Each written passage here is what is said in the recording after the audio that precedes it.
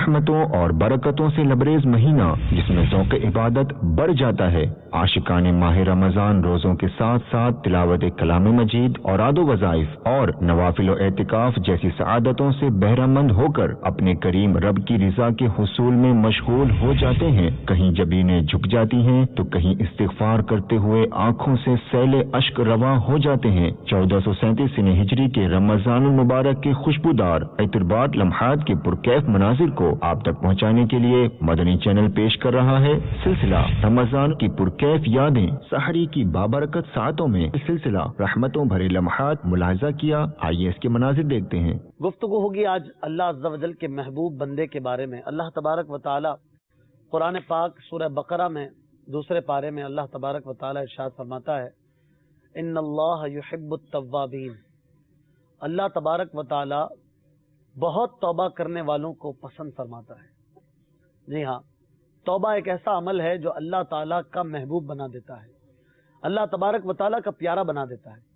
एक हदीस पाक का मफहूम है, प्यारे आका सल्लल्लाहु ताला अलैहि वसल्लम ने अपने उम्मतियों को तौबा की तरफ रागिब करते हुए एक बड़ा प्यारा एक स्केच खींचा, एक प्यारा सा मंजर गोया सा एक तस्वुर दिया और बताया कि रब तबारक व तआला का बंदा जब उसकी बारगाह में तौबा करता है, तौबा का मतलब रुजू होता है, यानी जब उसकी तरफ रुजू करता है, अपनी इस्लाह की तरफ आता है और जब तौबा करता है तो अल्लाह तबारक व तआला बहुत खुश होता है, बहुत ज्यादा खुश होता है। इतना खुश होता है, फिर इसकी मिसाल देते हुए फरमाया कि कोई शख्स किसी लकोदक सहरा में जा रहा हो और उसके साथ उसकी सवारी का एक ऊंट हो जिस पर उसकी जिंदगी का साजो सामान हो, उस पे पानी भी हो, उस पे खाना भी हो, उसकी जरूरियात का सामान हो और एक तवील सफर हो और रास्ते में एक जगह पर ऊंट को बांध कर खड़ा करके आराम करने के लिए लेट जाए। जब वो सोए, कुछ देर सोने के बाद जब आंख खोले तो उस लकोदक सहरा में खुद को अकेला पाए, उसके साजो सामान से लदा हुआ ऊंट जो है वो गायब हो चुका हो। अब वो उसे ढूंढने निकला, क्योंकि उसमें उसका खाना और पानी भी था। सफर में काफी दिन है, पानी नहीं होगा, खाना नहीं होगा तो जिएगा कैसे। अब वो परेशान उस ऊंट को ढूंढ रहा है, ढूंढते ढूंढते ढूंढते उससे मायूस हो जाता है कि अब वो ऊंट नहीं मिलेगा। यहां तक कि उसे अपनी मौत करीब नजर आने लगती है। वो एक जगह पर मौत का इंतजार करते हुए लेट जाता है कि अब तो मुझे मौत ही आनी है। भूख भी सता रही है, प्यास भी तड़पा रही है, मगर न खाना है न पानी है, ऊंट गायब हो चुका है। अब लेट जाता है कि कब मौत आ जाए। इसी हालत में फिर आंख लग जाती है और जब फिर आंख खुलती है तो अपनी निगाहों के सामने उस ऊंट को पाता है जिस पर उसका साजो सामान लदा था। तो उस शख्स को कितनी खुशी होती है जिसके सामने उसकी मौत खड़ी हो और थोड़ी देर के बाद उसका साजो सामान से लदा हुआ ऊंट उसे हासिल हो जाए, उसे मिल जाए। उस शख्स को जितनी खुशी होती है, उस शख्स से ज्यादा खुशी अल्लाह तबारक व तआला को उस वक्त होती है जब उसका बंदा उसकी बारगाह में रुजू करता है, उसका बंदा उसकी बारगाह में तौबा करता है।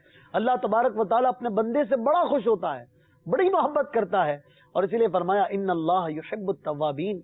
अल्लाह ताला बहुत तौबा करने वालों को पसंद करता है। तौबा लफ्ज बड़ा आम है, इसका मतलब क्या है, तौबा कैसे होती है।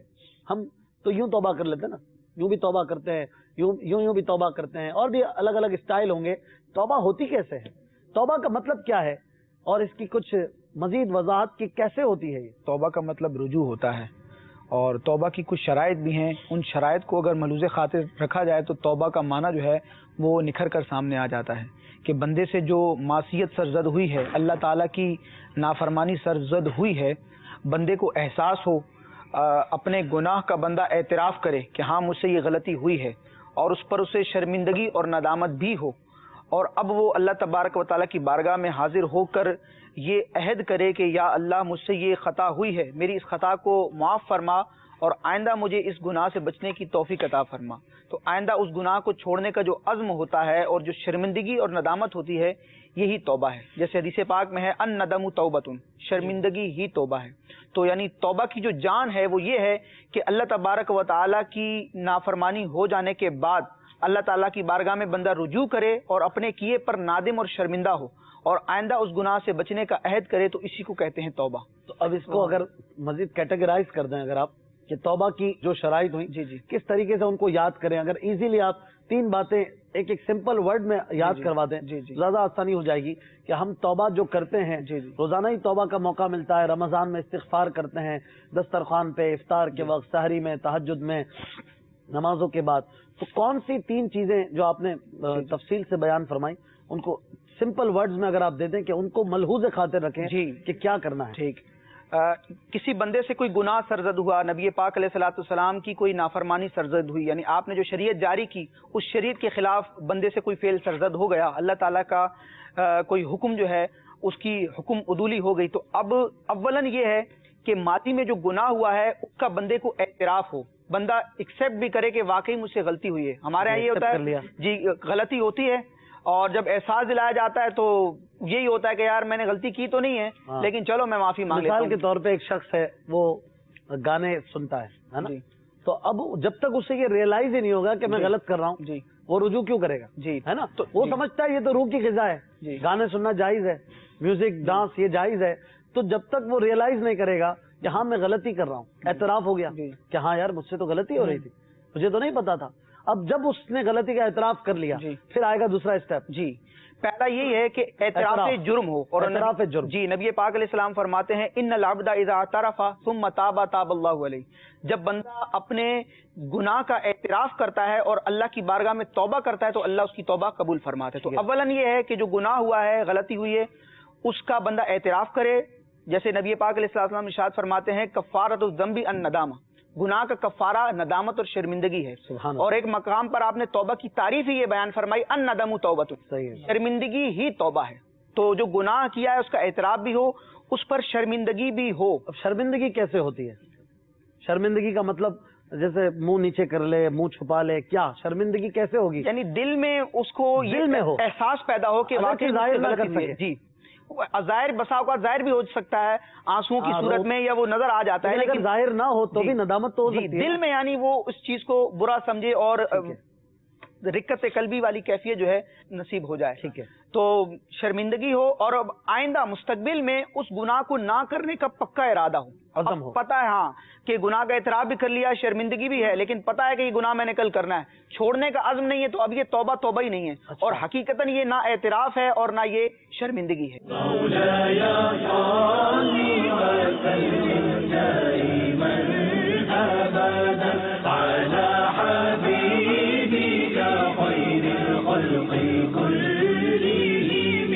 محمد سید الکونین والثقلین, محمد سید الکونین والثقلین والفریقین من عرب ومن عجم, مولاي صل وسلم دائما ابدا على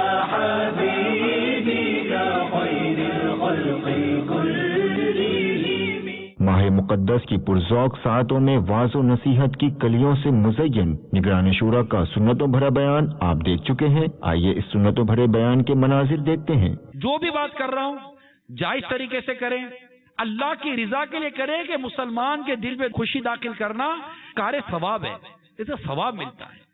گھروں کے ماحول اچھے ہوتے ہیں. کبھی عورت اپنے بچوں کے ابو کو کہہ دے, بیوی اپنے شوہر کو کہہ دے اب کتنی محنت کرتے ہیں یار, اب تھکتے نہیں ہیں, اس کو اچھا لگے گا یار. وہ جب دیکھو ڈیمانڈ کی پرچی نکال کے بیٹھی ہوئی ہے, یہ دے دلا دو, یہ دلا دو, یہ دلا دو. کبھی وہ بولے گا یار میں آپ کو یہ دلا دوں, تو کبھی تو بول دو کہ کتنا خرچہ کرو گے ہم پر. نہیں میں اس پہ گزارا کر لوں گی. آپ کو زیادہ محنت کرنی پڑے گی, زیادہ آپ کو کوشش کرنی پڑے گی, آپ زیادہ تھک جائیں گے, میں اس پہ گزارا کر. بول کے تو دیکھو یار نا, اتنا 25 سال تک خدمت کرے گا پھر بھی 26 سال کا نہیں بولتا, 24 سال بول دے گی. آج تک کیا کیا ہمارے لیے, کچھ تو کرو. ارے یار زندگی گزار دی بیچارے نے کر کر کے, پھر بھی بولو کہ کچھ تو کرو. دل دکھانا, جیسے امیر علیہ سنت نے بڑی پیاری بات ارشاد فرمائی کہ اگر کسی کو راحت نہیں پہنچا سکتے تو تکلیف تو نہیں نہ پہنچاؤ. یہ یار اتنا پیارا مدنی پھول ہے. یعنی یہ میں عرض کر رہا ہوں اگر یہ بھی نہیں کر سکتے تو کم از کم تکلیف نہ دو یار, ڈانٹو نہیں, جھاڑو نہیں, बेजा तनकीद नहीं करो, बेजा मतलब के तंज नहीं करें, मुंह फुला कर नहीं। लोगों को तकलीफ होती है इससे। हमने देखा नहीं यार, अमीर सुन्नत का यकीन माने मैं क्या अर्ज करूं यार, अमीर सुन्नत का मुस्कुराता चेहरा देख कर जो है ना, ऐसा मतलब कि मदीना मदीना मदीना मदीना हो जाता है यार, दिल खुश हो जाता है यार अमीर सुन्नत का मुस्कुराता चेहरा देख कर यार। बस मुस्कुरा देते यार, एक स्माइली की तो बात है यार, कौन सा पैसा लगता है यार, मुस्कुराना भी सदका है। हदीस पाक में मुस्कुराना भी सदका है, यानी कितनी खुशी होती है, कितनी खुशी होती है। औलाद वालिदैन से मिले और अगर वालिदैन मुस्कुरा कर मिलेंगे औलाद को अच्छा लगेगा, वरना जब देखो वालिदैन एक फाइल लेकर खोले हुए हैं, जब भी औलाद आएगी आधा घंटा उसको पता है कि जनाब सुनना पड़ेगा। अब औलाद कटती है इससे। ये सारे बड़े छोटों हम सबके लिए इसमें दर्स है, मेरे लिए भी आपके लिए भी दर्स है। एक साहबी कहते हैं रज़ी अल्लाह तआला अन्हु कि सरकार सल्लल्लाहु तआला अलैहि वसल्लम ने मुझे जब भी देखा मुस्कुराते हुए देखा। बताइए यार कैसी खौफे खुदा वाली मेरे आका की जात सल्लल्लाहु तआला अलैहि वसल्लम, कितनी रोने वाली मेरे आका की जात सल्लल्लाहु तआला अलैहि वसल्लम के आला हज़रत लिखे, अल्लाह क्या जहन्नम अब भी न सर्द होगा, रो रो के मुस्तफा ने दरिया बहा दिए। इतना रोए मेरे आका सल्लल्लाहु तआला अलैहि वसल्लम। लेकिन सहाबा कराम की रिवायत है ना मुस्कुराने की। आला हज़रत इमाम अहले सुन्नत ने कितनी खूबसूरत बात लिखी है, जिसकी तस्की से रोते हुए हंस पड़े, जिसकी तस्की से रोते हुए हंस पड़े, उस तबस्सुम की आदत पे लाखों सलाम, उस तबस्सुम की आदत पे लाखों सलाम। इसके बाद देखते हैं सिलसिला रमजान अल्लाह का एहसान। मेरे मद्देनजर के नाज़रीन, हम देखते हैं कि आज हमारे माशरे के अंदर झगड़ा, लड़ाई, फसाद और ख़राबी ये बढ़ती चली जा रही है और इसकी कई वजूहात होती हैं और बाज़ औक़ात इसकी एक मेन वजह जो बन पाती है इस झगड़े की, इस लड़ाई की, इस फसाद की, घर के ख़राब और बर्बाद होने की जो एक मेन वजह बनती है वो होती है गलत फहमी। आज इसी गलत फहमी को हमने अपने सिलसिले का मौजू बनाया है। ये गलत फहमी क्यों पैदा होती है, इसकी मुख्तलिफ डायमेंशन क्या है, ये आज इंशाअल्लाह मुबल्लिगीन दावत इस्लामी हमें बताने जा रहे हैं। हमारे मुआशरे में बाज़ चीज़ें ऐसी हैं कि जिन पर कोई तबसरा ना भी किया जाए, जिनके बारे में कुछ ज़्यादा गुफ्तगू ना भी की जाए, उसका नफ़ा और नुकसान हम लोग आसानी से जान लेते हैं कि इस मामले के अंदर ये चीज़ नुकसानदेह है, ये चीज़ जो है वो फ़ायदेमंद है। उसकी वजह ये होती है कि वो हमारे तजर्बात इस कदर हो चुके होते हैं, हम दिन रात ऐसी चीज़ें देख रहे होते हैं। किसी घर के अंदर मिसाल के तौर पर हंसता बसता घर जो है वो उजड़ गया, घर के अंदर जो है वो तलाक की नौबत आ गई, या घर जो है वो टूट गया, आपस में जो है वो दो खानदानों के अंदर नाचाकियां हुई, लड़ाई झगड़े हुए और फिर जो है वो मामला ख़त्म हो गया। इसी तरह दो शख्स कारोबार करने वाले अच्छा हंसी खुशी कारोबार कर रहे थे, लेकिन एक वक्त ऐसा आया कि हमने देखा दोनों जो है वो दस्तो गिरेबां हैं, लड़ाई झगड़ा हो गया और वो जो सारा मामला था वो ख़त्म हो गया। अलगर्ज दुनियावी बहुत सारे शोबाजात ऐसे हैं जिसके अंदर हम इस तरह की चीज़ें देखते हैं और इनके अंदर एक जो सबसे बड़ी यूं कह लें कि कुव्वत कारफरमा होती है वो होती है गलत फहमी की। बसा औकात बहुत बड़े बड़े नुकसान जो है वो गलत फहमी की बिना पर हो जाते हैं और बाद में फिर जब तलाफ़ी करने की बारी आती है तो वो तलाफ़ी करना जो है वो हमारी तबीयत पर या उस वक्त वो बहुत गिरा हो चुका होता है। अल्लाह तबारक व तआला ने कुरान मजीद फुरकान हमीद में और आक़ा दो जहां सल्लल्लाहु तआला अलैहि वसल्लम ने अहादीस तय्यबा में जो हमें दर्स दिया है वो यही है कि किसी भी मामले के मुताल्लिक जब हम किसी किस्म की खबर सुने तो उसके मुताल्लिक हमें चाहिए पहले तस्दीक कर लें, पहले उसके बारे में ये हमें मालूमात हो जानी चाहिए, यकीन के साथ मालूम हो कि वाकई ये मामला इसी तरह है। उसके बाद फिर अगला कदम जो है हम उठाएं ताकि गलत फहमी की बिना पर या جلد بازی کی بنا پر ایک چیز ہمارے ذہن میں آئی اور ہم نے اس سے ایک نتیجہ مرتب کیا اور اپنے ذہن میں اس کو بٹھا لیا اور پھر اس پر کارروائی کرنا شروع کر دی. ہوا کیا کہ جب ہم ایک بہت بڑا نقصان کر بیٹھے پھر ہمیں احساس ہوا کہ اوہو وہ جو بات ہوئی تھی وہ اس طرح نہیں تھی بلکہ وہ بات دوسری طرح تھی اور اب جو ہے اس کی تلافی کی کوئی صورت نہیں ہے. اس کے بعد آپ نے دیکھا سلسلہ فیضان علم قرآن. موسیٰ علیہ السلام کا ایک ہم نام شخص تھا لیکن وہ بڑا بدبخت تھا. موسیٰ علیہ السلام نیک بخت نام موسیٰ اللہ کے نبی اور اللہ سے کلام کرنے والے، اور ایک اور موسیٰ تھا جسے لوگ سامری کہتے ہیں، وہ موسیٰ سامری تھا. ابتدا سے ہی یہ شخص بدبخت تھا. جب اس کی پیدائش ہوئی تو اس کی ماں نے اپنے گھر والوں کے خوف سے اسے جو ہے وہ ایک پہاڑ کے غار میں چھپا دیا یا پہاڑ کے غار میں جا کر چھوڑ آئی. حضرت جبریل امین علیہ السلام نے اس کی پرورش فرمائی. اللہ اکبر. رسولوں کے جو سردار ہیں فرشتوں میں جو رسولوں کے سردار ہیں حضرت جبریل علیہ السلام، انہوں نے اس کی سامری کی پرورش فرمائی. اپنی انگلی سے جو ہے اس سامری کو آپ دودھ پلایا کرتے تھے غار میں آ کے. لیکن یہ تھا بدبخت. اس کی بدبختی کا یہ عالم تھا کہ یہ بڑا ہو کر جوان ہو کر اس نے قوم کو شرک کی طرف اکسایا. جب حضرت سیدنا موسیٰ علیہ السلام اللہ تبارک و تعالی سے کلام کرنے کے لیے، بات چیت کرنے کے لیے کوہ طور پر تشریف لے گئے، کیونکہ آپ علیہ السلام کلیم اللہ ہیں. جب کوہ طور پر بات کرنے کے لیے گئے، وہاں اعتکاف کرنے کے لیے گئے 40 دن کے لیے، تو 40 دن کا ایک مارجن ملا اسے، اور سامری نے لوگوں سے سونا اور چاندی اور زیورات جمع کر کر ایک بچڑا بنا ڈالا.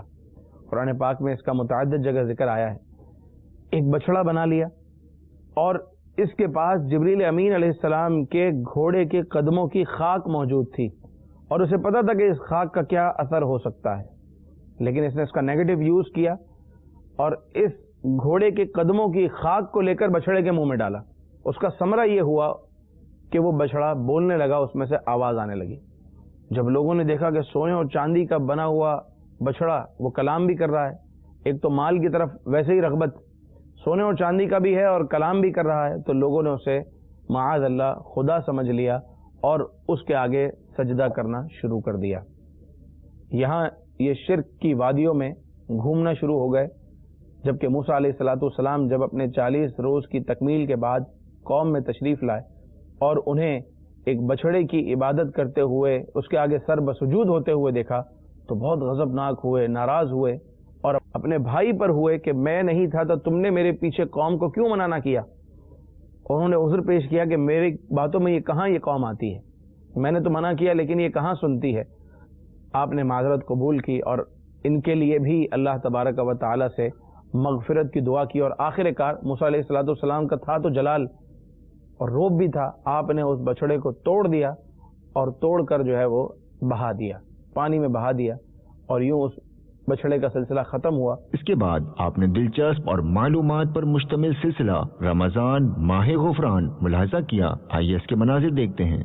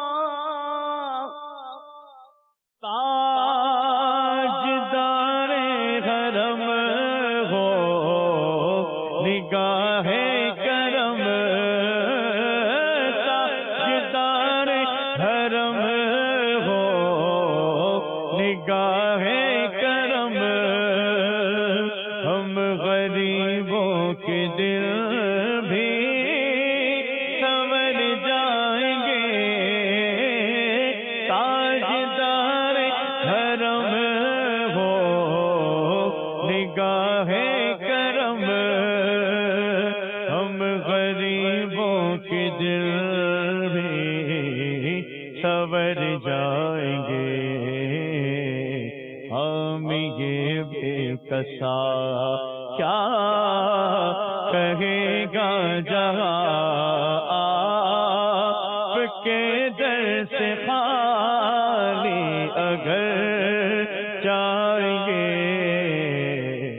سب سے پہلے تو میں یہ عرض کروں گا کہ اطاعت کسے کہتے ہیں.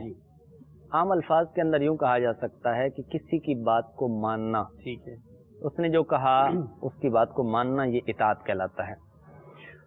اب اطاعت جس کی جائے تو عام طور پر یہی صورت ہے کہ جو بڑی شخصیت ہوتی ہے، جس کا کوئی بڑا مقام ہوتا ہے، مرتبہ ہوتا ہے، تو اس کے پیچھے چلا جاتا ہے، اس کی بات کو مانا جاتا ہے، یہ اطاعت کہلاتی ہے. ایسے ہی رب تعالیٰ کی اطاعت ہے، نبی کریم صلی اللہ علیہ وسلم کی اطاعت ہے، اسی طرح صحابہ کرام علیہم رضوان کی اطاعت ہے، والدین کی اطاعت ہے، پیر و مرشد کی اطاعت ہے وغیرہ. تو اس اعتبار سے دیکھا جائے تو یہ لفظ بڑا عام ہے. اس اعتبار سے دیکھا جائے تو اطاعت کی بنیادی طور پر 3 صورتیں بنتی ہیں. صحیح. ایک تو صورت یہ ہے کہ بسا اوقات اطاعت کرنے والا اطاعت اس لیے کرتا ہے کہ اس کو کسی چیز کی لالچ ہوتی ہے، غرض ہوتی ہے، وہ چاہتا ہے کہ مجھے کچھ ملے. اور ایک صورت یہ ہوتی ہے کہ وہ کسی خوف کی وجہ سے، ڈر کی وجہ سے کہ یار کہیں ایسا نہ ہو کہ بات نہ مانوں تو کہیں یہ سزا نہ مل جائے.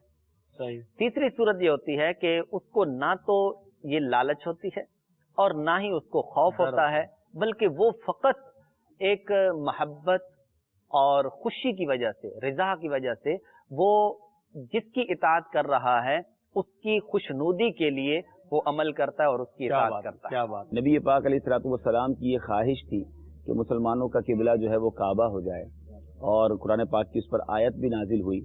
واقعہ تو بڑا طویل ہے، لیکن جو اس واقعے میں یہاں ایک محبوب پاک کی رضا اللہ تعالیٰ نے جس طرح پوری فرمائی کہ اعلیٰ حضرت لکھتے ہیں نا، خدا کی رضا چاہتے ہیں دو عالم، خدا چاہتا ہے رضائے محمد. لیکن یہ ظہر کی نماز تھی، 2 رکعتیں پڑھی جا چکی تھیں، اور 2 رکعتوں کے بعد حکم نازل ہوا تحویل قبلہ کا کہ آپ بیت المقدس سے کعبے کی طرف اپنا رخ کر دیجئے. نبی پاک علیہ الصلوۃ والسلام نے اللہ کے حکم کی اطاعت کی. ڈیورنگ دا نماز، دوران نماز میرے آقا نے اپنا جو رخ ہے وہ قبلے کی طرف کر دیا. اچھا، یہ بھی شاید بہت سارے ناظرین کو نہیں پتا ہوگا کہ ایسا نہیں تھا کہ بیت المقدس ادھر تھا تو قبلہ ادھر تھا.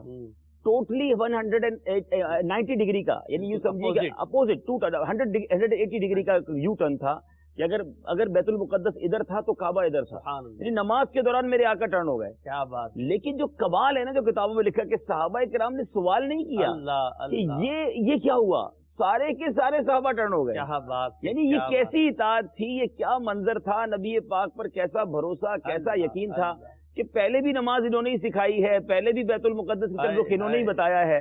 اب اگر آقا نے منہ موڑ دیا ہے تو سارے کے سارے صحابہ نے نماز کے دوران منہ موڑ دیا اور اپنی جگہ بھی تھوڑی سی چھوڑی. نبی پاک آگے تشریف لائے اور امامت فرمائی. آج بھی اگر مسجد قبلتین جائیں جہاں تحویل قبلہ نظر آتا ہے، تحویل قبلہ کی وہ بات نظر آتی ہے، وہ محراب آج بھی انہوں نے بنائی ہوئی ہے کہ یہاں پہلے قبلہ ہوتا تھا اور اب کعبے کی طرف رخ کر کے مسلمان نماز پڑھتے ہیں. لیکن اس واقعے کو پڑھ کے صحابہ کرام کا جو جذبہ اطاعت تھا، صحابہ کرام علیہ رضوان کا نبی پاک سے جو انٹریکشن تھا، جو کنیکشن تھا، یہ ہم سب کے لیے بہت کچھ ہے. آج بھی انشاءاللہ کھانا کھانے سے متعلق آپ کو دیگر مدنی پھول دیں گے اور کھانا کھانے کے بعد کی دعا یاد کروائیں گے. کھانا کھانے کے بعد کی دعا یہ ہے: الحمدللہ الذی اطعمنا وسقانا وجعلنا مسلمین. اچھا، بعض بچے ایسے ہوتے ہیں کہ وہ 4 زانوں پالتی مار کر، پالتی کسے کہتے ہیں؟ کسی کو پتہ ہے؟ پالتی مار کر بیٹھنا پتہ ہے کسی کو؟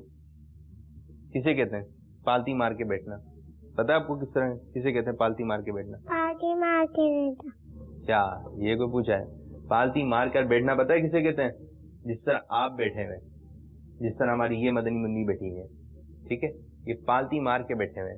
تو اس طرح بیٹھ کر کھانا نہیں کھانا چاہیے. اس طرح بیٹھ کر کھانا، تھوڑا سا تو بولی، آواز تو نکالیے. اس طرح بیٹھ کر کھانا نہیں کھانا چاہیے. جی، اس طرح بیٹھ کر کھانا کھانا سنت نہیں ہے. اور اس طرح بیٹھ کر کھانا کھانے سے ہوگا کہ پیٹ بھی نکل جائے گا، پیٹ باہر آ جائے گا. پھر آپ چلیں گے نا تو پھر موٹے موٹے لگیں گے آپ، ٹھیک ہے، پھر آپ کو بچے موٹے موٹے بھی بولیں گے. تو آپ اس طرح بیٹھ کر کھانا نہیں کھائیے، بلکہ سنت کے مطابق بیٹھ کر کھائیے. میرا نام عبداللہ عطاری ہے، میں سردار آباد فیصل آباد سے بات کر رہا ہوں. میرا یہ سوال ہے کہ ہم ایک سوسائٹی چلاتے ہیں اور ہم لوگوں سے فنڈ کلیکشن کرتے ہیں، اس کے علاوہ کوئی کام نہیں کرتے. تو کیا جو ہم فنڈ کلیکشن کرتے ہیں اس میں سے ہم کوئی 10% یا 20% کوئی پرسنٹیج خود ذاتی استعمال میں لے کے آ سکتے ہیں؟ جی اب سوسائٹی کی تو آپ نے تعریف پوری نہیں بتائی کہ سوسائٹی کرتی کیا ہے، لیکن شاید اگر یہ ہم سمجھ لیں کہ کوئی فلاحی کام کرنے کے لیے چندہ جمع کرتے ہیں تو کیا یہ اپنے لیے؟ اس میں یہ ہے کہ جس مد کے لیے انہوں نے چندہ جمع کیا ہے اسی مد میں خرچ ہوگا. اگر ان کے ساتھ یہ طے ہوتا ہے کہ بھئی آپ فنڈ کرو، اسی فنڈ میں سے آپ کو 10% دیا جائے گا، تو یہ صورت جائز نہیں. ٹھیک ہے. ہاں الگ سے اس سے ہٹ کر کوئی ان کے لیے سیلری وغیرہ اگر مقرر کر دی جاتی ہے کہ آپ محنت کریں، آپ کو یہ اجرت دی جائے گی، پھر تو ٹھیک ہے. لیکن اگر یہ کہتے ہیں کہ آپ جو فنڈنگ کریں جتنا فنڈ کریں گے اس میں سے 10% آپ کا ہوگا، تو یہ صورت جائز نہیں ہے. ٹھیک ہے. کیونکہ دیکھیں نا، اگر آپ نے مثال کے طور پہ آپ نے وضاحت تو نہیں کی سوسائٹی کیا کرتی، لیکن اگر آپ کچھ غریبوں کی مدد کے لیے لوگوں سے چندہ اکٹھا کر رہے ہیں، کسی کا علاج کروانے کے لیے کر رہے ہیں، تو لوگوں نے آپ کو علاج کروانے کے لیے دیے ہیں، کھانا بانٹنے کے لیے دیے، اور اگر اس میں سے اب آپ اپنا حصہ لے لیں گے تو یہ ظاہر ہے جس نے پیسہ دیا ہے اس کے مطابق استعمال نہیں ہوگا. اس کے بعد آپ نے شیخ طریقت امیر اہل سنت دامت برکاتہم العالیہ کا حکمت و دانائی سے بھرپور مدنی چینل کا مقبول عام سلسلہ مدنی مذاکرہ ملاحظہ کیا. میرا نام محمد حماد رضا مخصوص موزمبیق سے عرض کر رہا ہوں. امیر اہل سنت کی بارگاہ میں عرض ہے کہ اس شعر کا مطلب کیا ہے. سب سے اولا و اعلیٰ ہمارا نبی. سب سے اولا و اعلیٰ ہمارا نبی. اولا یعنی بہتر، اعلیٰ عمدہ، یعنی یوں کہ جتنے بھی بہتر ہیں ان سب میں بہتر پیارے آقا صلی اللہ تعالی علیہ وآلہ وسلم ہے. اور جتنے بھی مخلوق میں اعلیٰ یعنی عمدہ، گڈ، بیٹر، بیسٹ، جتنے بھی اچھے سے اچھے ہیں ان سب میں عمدہ اعلیٰ یہ ہمارا نبی ہے صلی اللہ تعالی علیہ وآلہ وسلم.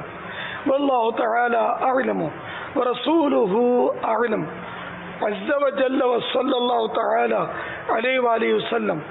صلو علی الحبیب صلی اللہ تعالی علی محمد.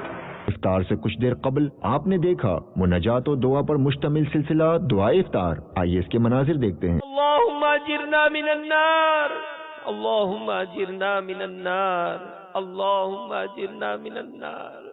اے بیماروں کو شفا دینے والے، اے پریشان حالوں کی پریشانیاں دور کرنے والے، اے تنگ دستوں کو فراغ دست کرنے والے، اے گناہوں کو معاف کرنے والے، اے گناہوں کو نیکیوں سے تبدیل کرنے والے، اے ہمارے پیارے پیارے اللہ عز و جل، اے رب کریم جس زبان سے ہم دعا کر رہے ہیں وہ بھی گناہوں سے آلودہ ہے، جن ہاتھوں کو ہم نے تیری بارگاہ میں دراز کیا ہے وہ بھی گناہوں سے آلودہ ہے.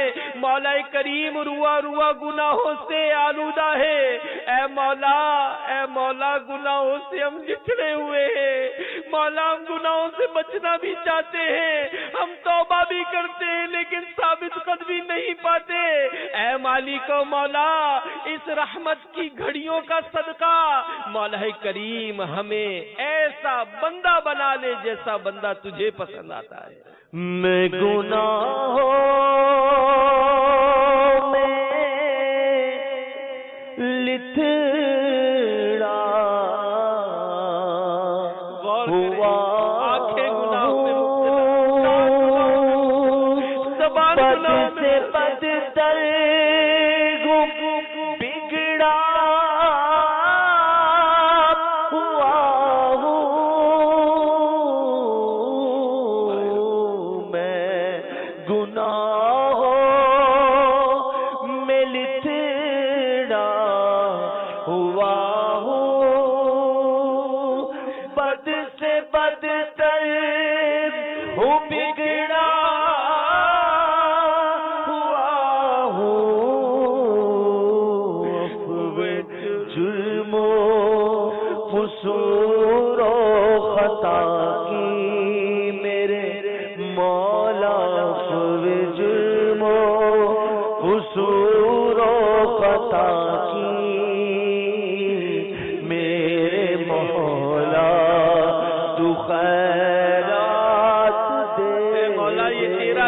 کرم ہے کہ آنکھوں سے گناہ کرنے کے باوجود تو ہمیں اندھا نہیں کرتا، کانوں کے گناہ کرنے کے باوجود تو ہمیں بہرا نہیں کرتا، زبان سے गुनाह करने के बावजूद तू हमें गूंगा नहीं करता।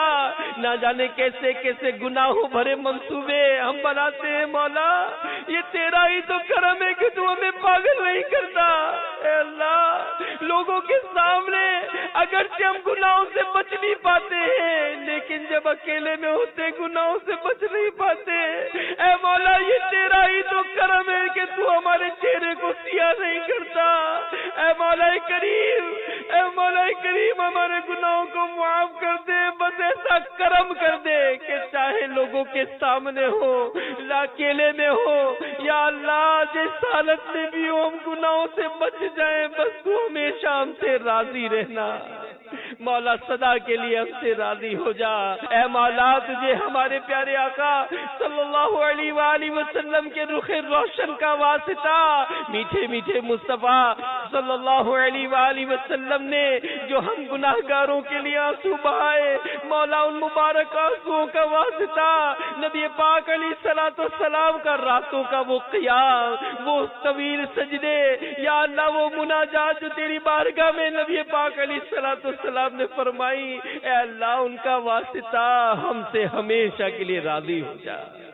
हमारे गुनाहों को मुआफ कर दे, हमारी बेहिसाब मग़फ़िरत फरमा, हमारे माँ बाप को भी बख्श दे। ऐ अल्लाह इनके गुनाहों को भी मुआफ कर दे। या अल्लाह प्यारे महबूब की सारी उम्मत की मग़फ़िरत फरमा दे। मग़फ़िरत का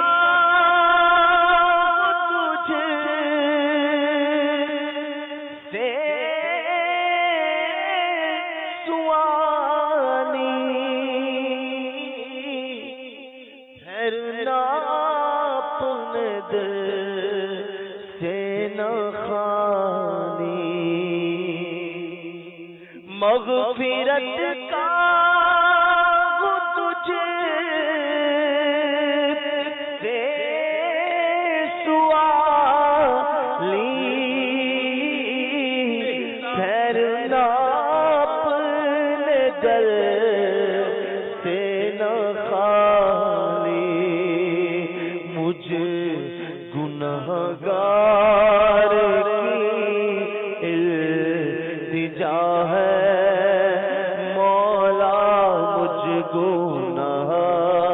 गुनहगार की इल्तिजा है, या खुदा तुझसे मेरी दुआ है।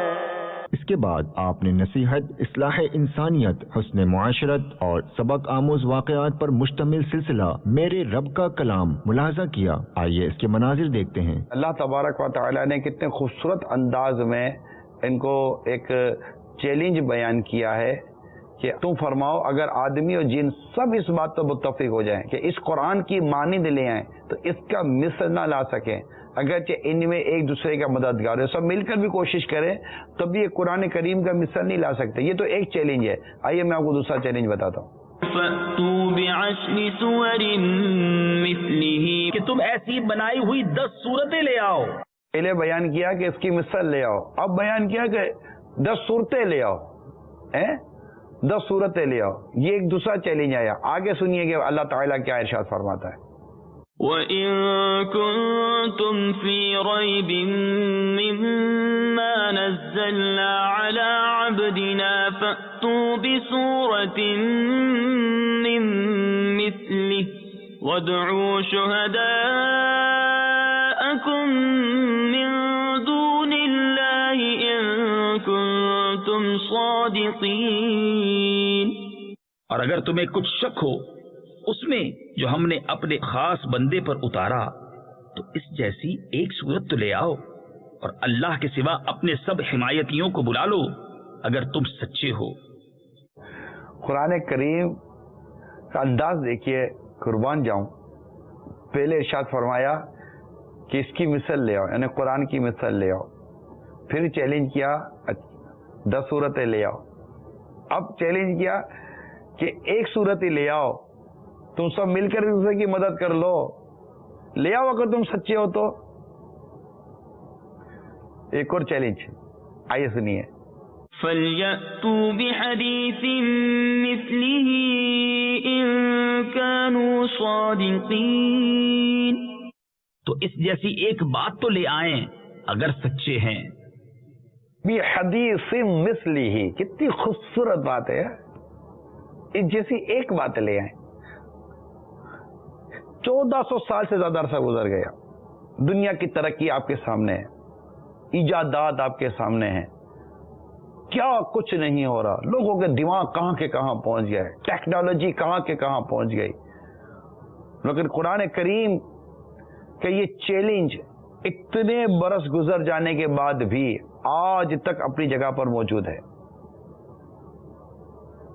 کچھ بھی نہیں ہو سکا اور نہ قیامت تک ہو سکے گا.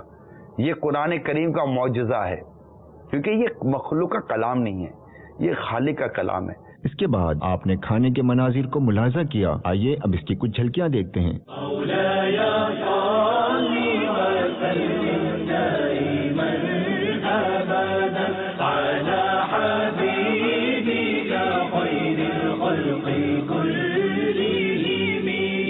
آمن تذاكر جيران بذي سلام، آمن تذاكر جيران بذي سلام، ما زجت دمعا جرى من مقلات بدم. اس کے بعد آپ نے دنیا بھر میں جاری مدنی کاموں کے متعلق باخبر رہنے کے لیے دعوت اسلامی کی مدنی خبریں ملاحظہ کی. بعد تراویح مدنی مذاکرہ ہوا. مدنی پھولوں کے مدنی گلدستے کی خوشبوؤں سے فضا ہوئی معطر و معمر کہ یہ مدنی پھول تھے شیخ طریقت امیر اہل سنت دامت برکاتہم العالیہ کے. آپ کے ہمراہ عاشقان ماہ رمضان نے سحری اور کھانا کھانے کی سعادت حاصل کی. قرآن پاک میں جو سورہ کی اور آیات مبارکہ کی ترتیب دی گئی ہے، کیا یہ آقا صلی اللہ تعالی علیہ وسلم نے خود فرمائی یا یہ کہ بعد میں صحابہ کرام علیہ رضوان نے اس کی ترتیب دی؟ قرآن کریم کی صورتوں اور آیات کی ترتیب توقیفی یعنی اللہ تعالی کی طرف سے ہے کہ حضرت سیدنا جبرائیل علیہ السلام جب بھی کوئی آیت لے کر حاضر ہوتے تو فرماتے فلاں آیت کو فلاں جگہ رکھو. دعوت اسلامی کے مدنی مرکز فیضان مدینہ، مدینہ ٹاؤن، سردار آباد، پنجاب، پاکستان میں نگران پاکستان انتظامی کابینہ حاجی شاہد عطاری نے بعد فجر مدنی حلقے میں مدنی پھول ارشاد فرمائے. اس میں قرآن مجید فرقان حمید سے ترجمہ و تفسیر بیان کی گئی. مدنی شہر کے ناظرین، ترک مسجد ہالینڈ میں اجتماع کا سلسلہ ہوا جہاں مبلغ دعوت اسلامی نے عاشقان رسول کے سروں پر سبز امام شریف کے تاج سجائے. اس کے بعد آپ نے پیارے آقا صلی اللہ تعالی علیہ وآلہ وسلم کے میٹھے میٹھے فرامین پر مشتمل سلسلہ رسول اللہ صلی اللہ تعالی علیہ وآلہ وسلم کی 40 احادیث دیکھنے کی سعادت حاصل کی. آئیے اب اس کے مناظر ملاحظہ کرتے ہیں. آپ اگر غور و فکر کریں تو اللہ تبارک و تعالی نے ہمارے ہر معاملے کے ساتھ ابتدا سے انتہا تک فرشتوں کو ہمارے ساتھ رکھا ہوا ہے، جو اللہ تبارک و تعالیٰ کی معصوم مخلوق ہیں، جو اللہ تبارک و تعالیٰ کی ہر عبادت کرنے والے ہیں، جس بات کا اللہ تبارک و تعالیٰ حکم دیتا ہے اس کو کرنے والے ہیں. اس معصوم مخلوق کو اللہ تبارک و تعالیٰ نے ہمارے ساتھ ہر مقام پہ منسلک کیا ہوا. بندے کی پیدائش ہوئی، پیدائش کی ابتدا سے اللہ تبارک و تعالیٰ ماں کے رحم کے اوپر ایک فرشتے کو مقرر کر دیتا ہے.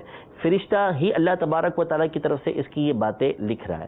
جب بندے کی پیدائش ہو جاتی ہے تو اس کے بعد اس کے ساتھ فرشتے مقرر ہوتے ہیں جن کو ہم کرامن کاتبین کہتے ہیں، جو بندے کے اعمال کو لکھنے والے ہوتے ہیں. یہ بندے کے مرنے تک اس کے ساتھ رہتے ہیں. اس کے علاوہ اللہ تبارک و تعالیٰ نے مختلف فرشتوں کو صبح شام یہ بندے کے لیے مقرر کیا ہوا ہے. بعض روایتوں کے مطابق 17 فرشتے صبح و شام بندے کے جسم پہ، پورے جسم کے اوپر مقرر ہوتے ہیں.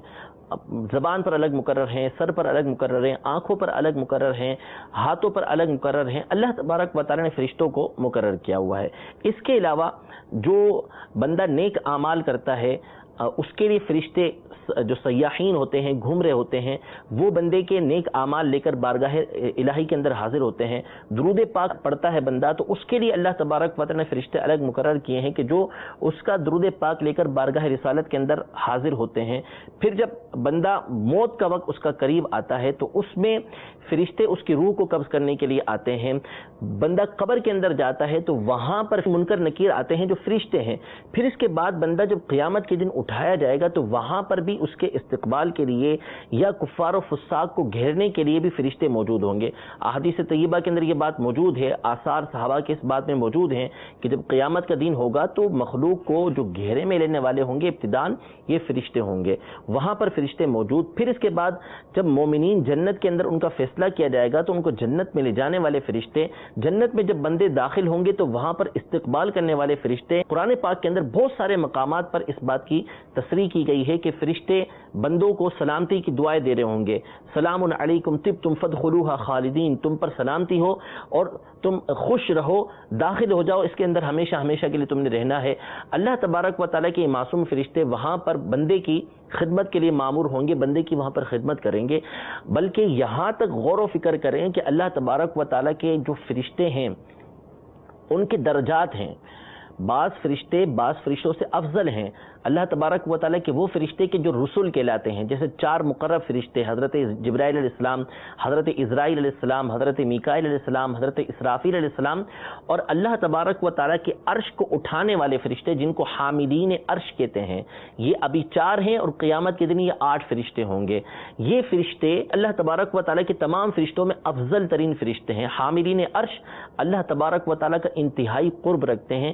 ان کے بارے میں قرآن مجید فرقان حمید میں اللہ تبارک و تعالیٰ سورۃ المؤمن کے اندر ارشاد فرماتا ہے کہ وہ فرشتے کے جو اللہ کے عرش کو اٹھانے والے ہیں، جو اس کے ارد گرد موجود ہیں، وہ اللہ تبارک و تعالیٰ کی حمد کرتے ہیں اور جو لوگ ایمان لانے والے ہیں ان کے لیے استغفار کرتے ہیں. پھر آگے تفصیل کے ساتھ اللہ تبارک و تعالیٰ نے ان کی دعا کو ذکر کیا ہے. تو ہر مقام پر اللہ تبارک و تعالیٰ نے ہمارے لیے فرشتوں کو مقرر کیا ہے. تو انسان کا تعلق ان فرشتوں کے ساتھ ہر مقام پہ رہتا ہے اور ان فرشتوں کی وجہ سے انسان انوار و تجلیات سے محفوظ رہتا ہے، گھرا ہوا رہتا ہے، جب تک کہ وہ کام نہ کرے جس سے یہ فرشتے متنفر ہوتے ہیں. اس کے بعد آپ نے شیخ طریقت امیر اہل سنت دامت برکاتہم العالیہ کا حکمت و دانائی سے بھرپور مدنی چینل کا مقبول عام سلسلہ مدنی مذاکرہ ملاحظہ کیا. دیکھا یہی جاتا ہے کہ جہاں بیٹھ کر پیسے کی باتیں زیادہ ہوں گی وہاں پیسے کی دھن سوار ہو جائے گی، جہاں مدینے کی باتیں ہوں گی وہ مدینے کی دھن سوار ہو جائے گی. تو یہ تو جیسی آپ کی گیدرنگ، جیسی آپ کی صحبت، جیسا آپ کا ماحول، اور یہ آپ کے اختیار میں، کوئی مار کر کسی کو ماحول میں نہیں لاتا. جو مطلب لوگ کہتے ہیں یار میری گیدرنگ خراب ہے، بھائی گیدرنگ نہیں، تمہارا مزاج کا مسئلہ ہے. تم کو لوگ ہی ایسے پسند ہے، لوگ ایسے پسند ہے. مکھیاں 2 طرح کی آپ نے دیکھی ہوں گی. ایک مکھی وہ ہے جو اڑ کر گلاب کو ڈھونڈتی ہے اور ایک مکھی وہ ہے جو اڑ کر گندگی کو ڈھونڈتی ہے. آپ کا شمار کن لوگوں میں ہوتا ہے؟ گلاب ڈھونڈ کر، خوشبو سونگ کر، رس نکال کر وہ شہد بناتی ہے جو لوگوں کو نفع پہنچاتا ہے، اور وہ گندگی پہ جا کر ایک جگہ بیٹھ کر دوسری جگہ جاتی ہے تو وہاں بھی گندگی کرتی ہے، وہاں بھی بیماریاں پھیلاتی ہے. آپ اپنی طبیعت کا علاج کریں نا. مجھے گیدرنگ نے خراب کر دیا، آپ نے خود ہی خراب. وہ جو 4 آدمی جو خراب تھے انہوں نے بھی تو ایسی گیدرنگ ڈھونڈی تھی. ایک گلی کے اندر 10 لوگ رہتے ہیں، کوئی موالی بھی ہے تو کوئی اچھا بھی ہے، کوئی برا بھی ہے، تو کوئی نیک بھی ہے تو کوئی بد بھی ہے. آپ اس محلے میں نئے رہنے جاتے ہیں تو آپ تو اپنے مطلب کے لوگ ڈھونڈ لیتے ہو نا. کچھ لوگ ہوتے جو مسجد کا راستہ لیتے ہیں، کچھ ہوتے جو گلی میں کرکٹ کھیلتے رہتے ہیں، گلی کے کونے پر بیٹھ کر مطلب کہ وہ گپے مارتے ہیں، آنے جانے والی عورتوں کو تاڑتے رہتے بدقسمت لوگ، اور اس طرح کی برائی و بے حیائی کے کام کرتے ہیں. اللہ نہ خاصے الٹے سیدھے نشوں میں پڑ جاتے ہیں. تو یہ کیا، یہ نشے میں پڑ جاتے ہیں. ایک ہی گلی کے اندر کچھ لوگ ہوتے ہیں جو گھروں میں بیٹھ کر ماں باپ کی خدمت کرتے ہیں، اسی گلی کے اندر کچھ تو فٹ پاتھ پر بیٹھ کر چرس پیتے ہیں، منشیات پیتے ہیں اور نشہ کرتے ہیں، الٹی سیدھی حرکتیں کرتے ہیں. آپ کس کے ساتھ بیٹھنا پسند کرتے ہیں؟ آپ کو کوئی کہتا ہے مسجد میں آ جائیں، آپ کا دل مسجد میں نہیں، محلے کی گلی میں دوستوں کے ساتھ لگ رہا ہے. آپ اپنے طبیعت کا، اپنی سوچ کا، اپنے مزاج کا علاج کریں. کسی کو کہہ کر آپ بری ذمہ نہیں ہو سکتے نا. آپ کو کسی نے گن پوائنٹ پہ نہیں لیا کہ ان کے ساتھ بیٹھ ورنہ تجھے شوٹ کر دیں گے. آپ کو پیسے والوں کی صحبت اچھی لگتی ہے, آپ کو اللہ والوں کی صحبت اچھی لگتی تو اللہ والے بھی زمین پر موجود ہیں. اگر پیسے والے ڈھونڈ لیے, اللہ والے کیوں نہ ڈھونڈے؟ برے لوگ ڈھونڈ لیے, نیک لوگ کیوں نہ ڈھونڈے؟ بے نمازی ڈھونڈ لیے, نمازی کیوں نہ ڈھونڈے؟ آپ نے کیا کیا؟ یہ ہر اسلام میں اپنے لیے سوچو, اپنے لیے سوچیں. اسی طرح آپ کے ہاتھ میں سوشل میڈیا ہوتا ہے, نیٹ ہوتا ہے, اس کے اوپر مکہ بھی نظر آتا ہے, اس پر مدینہ بھی نظر آتا ہے, مدینے کی گلیاں بھی نظر آتی ہیں, اس پر نیکی کہو تو نیکی بھی کام میں نظر آتے ہیں, اور دیکھو تو اس پر برے کام میں بھی آدمی پڑ جاتا ہے. آپ کیا دیکھنا چاہتے ہیں بھائی؟ نیٹ تو کسی نے آپ کو مجبور نہیں کیا نا, انٹرنیٹ آپ کا لیا ہوا ہے, موبائل سیٹ آپ کا ہے, اکوپمنٹ آپ کے ہیں, آپ کو کسی نے مجبور نہیں کیا, آپ اکیلے بیٹھے ہوئے. آپ کا دماغ اچھائی کی طرف جا رہا ہے یا برائی کی طرف جا رہا ہے؟ یہ سوال ہر اس عاشق رسول سے, ہر اس اسلام بھائی سے کر رہا ہوں جو ابھی یا کل یا بعد میں دیکھے گا یا سنے گا. آپ کیا دیکھنا چاہتے ہیں؟ اگر آپ کی سوچ گندگی کی طرف جا رہی ہے, اللہ تعالیٰ سے رجوع کیجئے, توبہ کیجئے, معافی مانگیے. اللہ تعالیٰ ہی ہے جو آپ کا رخ برائی سے ہٹا کر اچھائی کی طرف پھیر دے گا. اور اگر آپ اچھائی کی طرف جا رہے ہیں, نیکی کی طرف جا رہے ہیں, پرہیزگاری کی طرف جا رہے ہیں, تو اللہ تعالیٰ کو اسی وقت شکر ادا کیجئے کہ اللہ تعالیٰ اس پر استقامت دینے والا بھی ہے اور قبول کرنے والا بھی ہے. تو ہم اپنا دیکھیں, معائنہ کریں کہ ہم خود کیا کر رہے ہیں, ہم خود کیا کر رہے ہیں. لوگ کہتے ہیں جناب اب جھوٹ بولیں گے تو کام ہوگا, حرام کے سوا. نہیں تو جتنے بھی دنیا میں لوگ ہیں کیا سارے معاذاللہ حرام کما رہے ہیں؟ نہ, ایسا نہیں ہے. لوگ حلال بھی کما رہے ہیں, لوگ رزق حلال کماتے ہیں. جس شہر کے اندر بے نمازی ہیں اسی شہر کے اندر حافظ اور امام بھی ملتے ہیں. وہ کیسے بن گئے؟ آپ بولو کہ تھوڑے ہیں, تو میرے پیارے صاحب بھائی آپ بھی تھوڑوں میں آ جاؤ نا. اچھے تھوڑے, اچھے تو ہیں اگرچہ تھوڑے صحیح, آپ کا شمار اچھوں میں ہو جائے گا نا. اور اگر ہم سب یہی کہتے رہیں گے تو یہ کہ تھوڑے ہی رہیں گے. آپ آتے رہیے, آتے رہیے, آتے رہیے, انشاءاللہ یہ اچھوں کی تعداد بڑھ جائے گی, برے تھوڑے رہ جائیں گے, پھر سارے اچھے مل کر بروں کو بھی اچھا بنا دیں گے. سبحان اللہ. سارے اسلامی بھائی, مدنی چینل کے سارے ناظرین اپنی اس کمزوری پر غور کریں کہ میری توجہ, میرا رخ کس سمت جاتا ہے.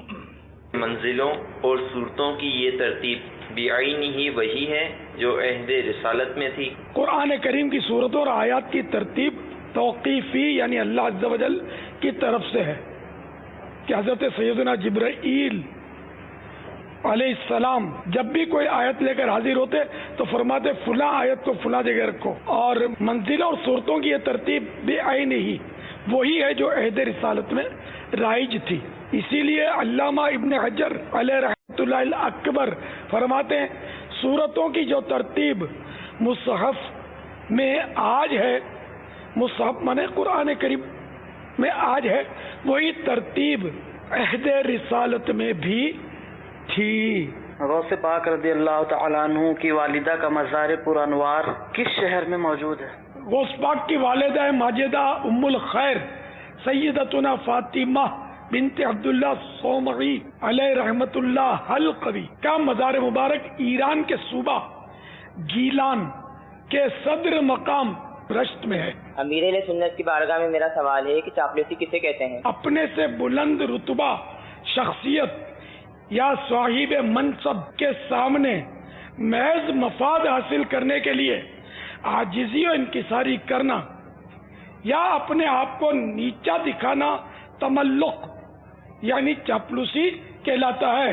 کوئی یہ کہ مالدار آدمی ہے, سیٹ ہے, سر ہے, باس ہے نا, اپنے سے بلند رتبہ ہائی کیٹیگری کا آدمی, اس کے سامنے محض مفاد حاصل کرنے کے لیے یعنی اپنا مطلب نکالنے کے لیے عاجزی اور انکساری کرنا, اس کے آگے گڑ گڑانا, پست آواز نکالنا اور اپنے آپ کو اس کے نیچے دکھانا, یہ چاپلوسی کہلاتا ہے. عربی میں اس کو تملق کہتے ہیں. بس یہ تعریف یہی ہے کہ اپنے آپ کو نیچا دکھانا. ارے بھائی, ارے صاحب, ارے جناب, ارے آپ, میں تو حقیر, گندا, نکما. یعنی یہ اس لیے کر رہا ہے کہ اس سے کچھ اپنا مفاد حاصل کرے, یعنی جس کو مسکا لگاتے ہیں.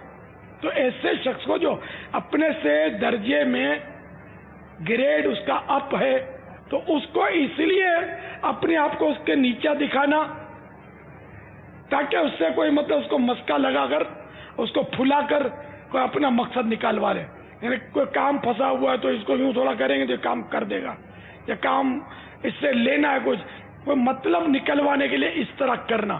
चापलूसी और खुशामद करना एक मजमूम, मोहल्लिक यानी हलाक करने वाला, तबाहकार और गैर अखलाकी काम है। बसा औकात में कभी कभी चापलूसी और खुशामद हलाकत में डालने वाले यानी बर्बाद करने वाले दीगर कई गुनाहों जैसे झूठ, गीबत, चुगली, बदगुमानी वगैरह में मुब्तला कर देती है, जो हराम और जहन्नम में ले जाने वाले काम हैं। अलबत्ता इल्म दीन हासिल करने के लिए अगर खुशामद की जरूरत पेश आए तो तालिब इल्म को चाहिए कि अपने उस्ताद और तालिब इल्म इस्लामी भाइयों की खुशामद करे ताकि इनसे इल्मी तौर पर मुस्तफीद हुआ जा सके।